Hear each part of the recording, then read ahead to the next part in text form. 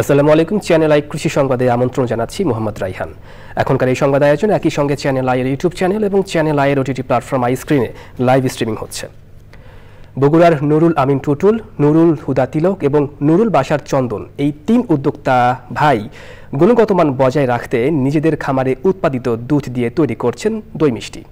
এতে উৎপাদিত দুধের মূল্য সংযোজনের মাধ্যমে লাভবান হচ্ছেন তারা। তবে তাদের দাবি, খোলা বাজারে বিক্রি হওয়া দুধের মান নিয়ন্ত্রণ জরুরি। বিস্তারিত জানাচ্ছেন শাইখ সিরাজ। বগুড়ার কদমতলী এলাকার এই খামারটিতে গরু আছে ১০০টির মতো। এখান থেকে পাওয়া যায় প্রতিদিন প্রায় ৪০০ লিটার দুধ। দই এবং মিষ্টান্ন তৈরিতে মানসম্পন্ন দুধের চাহিদা থেকে উদ্যোক্তারা এই খামারটি গড়ে তোলেন। আমি যখন দেখলাম যে আমি যখন ভালো জিনিস খাওয়াতে যাব, তখন আমার বাইরে থেকে যে দুধটা আমি কিনি, এই দুধটা সবসময় ভালো পাই না। তখন আমার মাথার আসে যে আমাকে নিজেই ডেয়ারি করতে হবে। ২০০১ সাল থেকেই শুরু করি। শুধু হলিস্টাইন ফ্রিজিয়ান পালি না, হলিস্টাইন ফ্রিজিয়ানের ফ্যাটটা থাকে একটু কম, আর এর সঙ্গে আমি জার্সি গরুটা পালি, এগুলোতে ফ্যাট বেশি। এই দুধ দিয়ে যখন আমি দই বানাই, ঘিটা তৈরি করি, এটার সঙ্গে অন্যগুলোর মেলে না আর কি।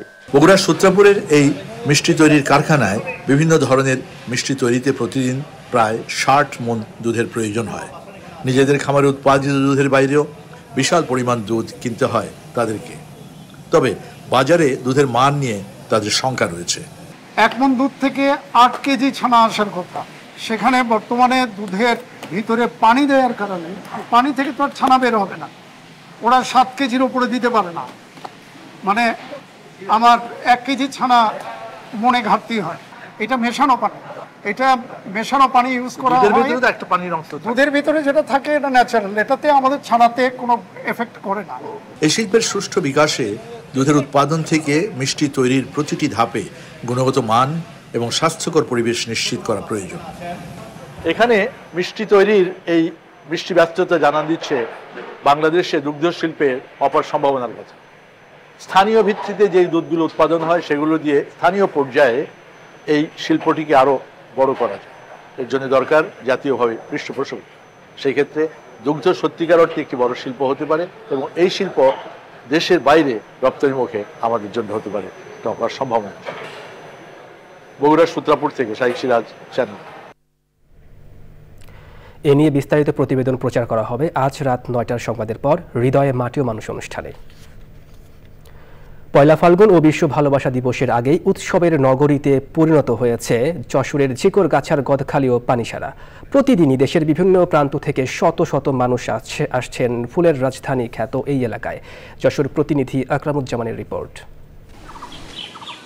বিশেষ দিনগুলোকে ঘিরে এবছর যশোরের ঝিকরগাছা উপজেলার গদখালি, পানিসারা ও আশপাশের এলাকায় বাণিজ্যিকভাবে গোলাপ, জারবেরা, রজনীগন্ধা, গাঁদা, চন্দ্রমল্লিকা সহ নানা ধরনের ফুল চাষ হয়েছে।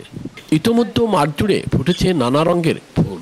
এসব ফুল দেখতে প্রতিদিনই দেশের বিভিন্ন প্রান্ত থেকে ছুটে আসছেন বিভিন্ন বয়সের দর্শনার্থীরা। প্রতিবেশী যারা আছে এদেরকে নিয়ে আমরা সপরিবার এখানে ঘুরতে আসছি। সবাই আমরা একসাথে আসছি, ফ্রেন্ডরা মিলে। এখানে এসে এত সুন্দর ফুল দেখে কথা মানে কিছু বলার নেই, অনুভূতিটা আসলে প্রকাশ করার মতো না। অনেক সুন্দর লাগছে এবং পরিবেশটাও খুব মনোরম। অনেকদিন বাসায় আটকা ছিলাম, হঠাৎ করে এখানে এসে ঘুরতে এসে খুবই ভালো লাগছে। ফুল চাষি ও ব্যবসায়ীরা জানান, সাধারণত নববর্ষ, পহেলা ফাল্গুন, ভালোবাসা দিবস সহ বিশেষ দিনগুলোতে গদখালি, পানিসারা ফুলরাজ্যে দর্শনার্থীদের ভিড় বাড়লেও এবছর আগেভাগেই আসছেন মানুষ। লোকজন আসতেছে, আমাদের ফুলও সেল হচ্ছে, আমরা এখন ভালো আছি। এভাবে ফুল বিক্রি হলে তো আমাদের ভালোই লাগে। দাবি থাকবে আমাদের এই হাড়িয়া পানিসারা ফুলের চাষিরা যেন সুন্দরভাবে ফুল উৎপাদন করতে পারে এবং বাজারজাত করতে পারে। কৃষি বিভাগের তথ্য মতে যশোরে প্রায় ৬০০ হেক্টর জমিতে ফুলের চাষ হয়েছে। ফেব্রুয়ারি মাসের বিশেষ দিবসগুলোতে ফুল বিক্রি করে চাষিদের অর্থনৈতিক অবস্থার উন্নতি হবে বলে আশা করছেন সংশ্লিষ্টরা। যশোর থেকে আকরামুজ্জামান, চ্যানেল আই। কুড়িগ্রামে কৃষি প্রণোদনা কর্মসূচির আওতায় সমলয় পদ্ধতিতে রাইস ট্রান্সপ্লান্টারের মাধ্যমে ধানের চারা রোপণের উদ্বোধন হয়েছে। নাগেশ্বরী উপজেলার ভিতরবন্ধ ইউনিয়নে উদ্বোধন করেন কৃষি সম্প্রসারণ অধিদপ্তরের উপপরিচালক আব্দুল্লাহ আল মামুন। বক্তৃতা করেন অধিদপ্তরের অতিরিক্ত উপপরিচালক আশরাফুজ্জামান খান, নাগেশ্বরী উপজেলা কৃষি কর্মকর্তা শাহরিয়ার হোসেন ও অন্যান্যরা।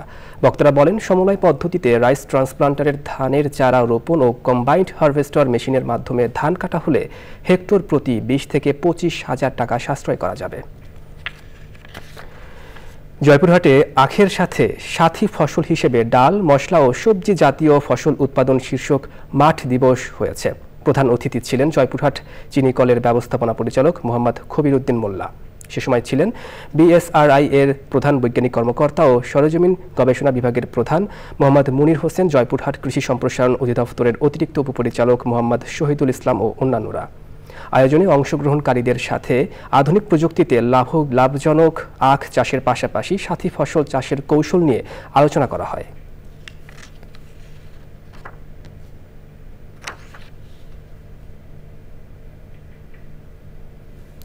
চ্যানেল আই কৃষি সংবাদের আজকের আয়োজনে পর্যন্তই। পরবর্তী সংবাদ আয়োজনে আমন্ত্রণ জানিয়ে শেষ করছি। ধন্যবাদ সবাইকে।